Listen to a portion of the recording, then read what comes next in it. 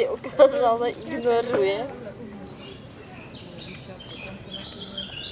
Ale chtěla byste mít doma takovou výběh? Honzičku, ona by byla nebezpečná, kdyby si měl jenom tak doma, víš? Ale kdybychom ji měli ve stejném skle. Ale kdybychom se ani stávali, dávali takové jídlo, pití. Ona už je taky unavená, nemyslíš?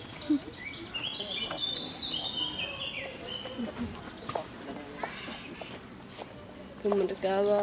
Jo, poušky a jak unavený.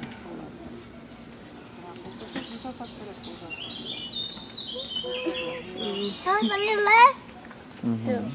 Sice se nedivím, že je unavený, když úžasné, že nevidím. Tady.